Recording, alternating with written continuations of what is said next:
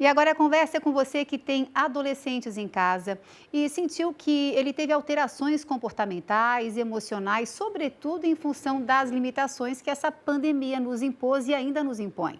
Estudos bem recentes mostram que aqui no Brasil, 1 a cada 4 crianças e adolescentes teve sinais de ansiedade e também de depressão só nesse último ano. E muito disso, ainda segundo especialistas, se deve a um comportamento nosso que atrapalha demais, que é negligenciar a saúde mental de crianças e adolescentes. Deixa eu chamar a Vanessa Tobias para a gente conversar com as famílias sobre isso, porque tem muitos pais que se sentem culpados quando veem que um filho não está tão bem emocionalmente e literalmente não sabem o que fazer. O problema, né, Vá, é que muitos pais não fazem nada e aí piora tudo. Boa tarde para você. Boa tarde, Lane. Oi, turma de casa. Sabe, Lane, que pessoalmente eu tenho me sentido um pouco mais entristecida nessa fase, sabe?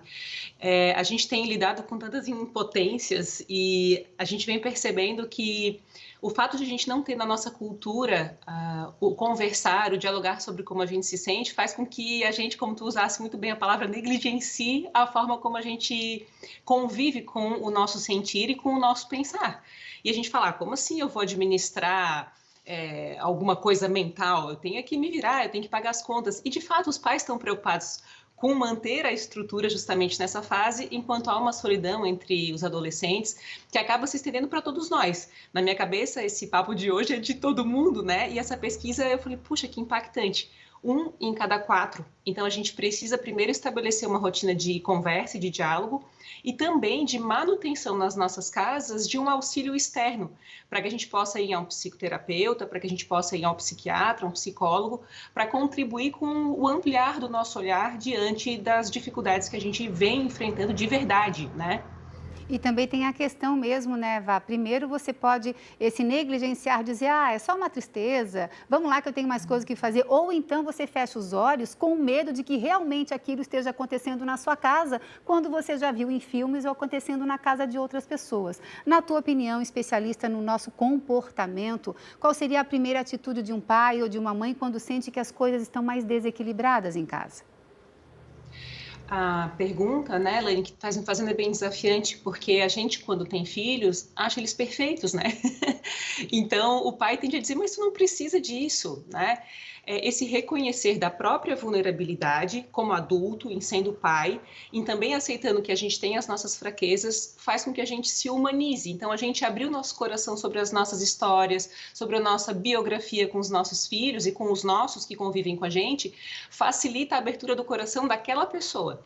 Porque quando a gente está em depressão, a gente não tem muita esperança. Então, a gente pensa assim, não vou nem falar nada, não vai mudar nada. Não tem propósito em eu comunicar como eu estou me sentindo, porque ele já não viu. Então, o adulto e a pessoa que está um pouquinho mais preparada deve contar a sua própria história, deve falar sobre como está se sentindo, expor suas tristezas, seus medos, porque a nossa vida, né, mesmo a gente quando é pai, enfim, uma liderança, a gente também não dá conta de vez em quando. E essa conversa, ela alinha a gente, ela humaniza, sabe? E também é importante dizer que essa questão de quando a gente abre as nossas fragilidades, aí é que está a nossa força, porque tem gente que pensa que é o contrário, né? Ai, falhei Sim. como pai, falhei como mãe. Tem muitos pais também que deprimem os filhos porque não se cuidam. Estou certa ou estou errada nisso? Meu Deus, muito. E essa questão de a gente ter adotado culturalmente, né?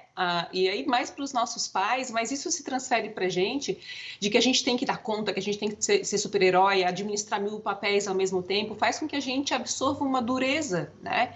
E também, quando a gente absorve essa dureza, a gente acaba perdendo da mesma forma a esperança de que há alguém lá fora que vai de verdade ajudar a gente. Uma coisa que eu não queria deixar de dizer é que a gente não deve esperar por lógica ou ânimo ou motivação para procurar por ajuda.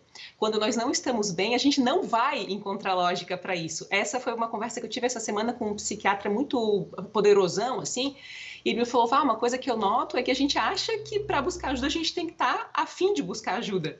E não é assim, né? Mesmo aquele que sente que está super-herói, né, e que deve manter essa posição, não deve esperar por um momento de lógica, deve procurar pela surpresa de, eventualmente, com um profissional capacitado, alguém que estudou, encontrar um diálogo, um debate aberto para que possa fortalecer a sua forma de verdade de viver, dando boas-vindas a essa vulnerabilidade que, na verdade, nos conecta, não nos afasta, né?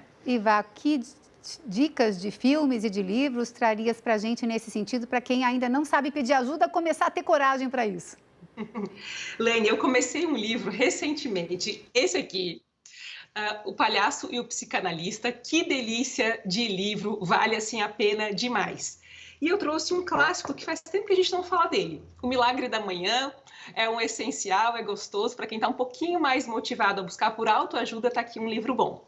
E um vídeo que, se a gente colocar na internet, chama O Poder da Vulnerabilidade, da Brené Brown.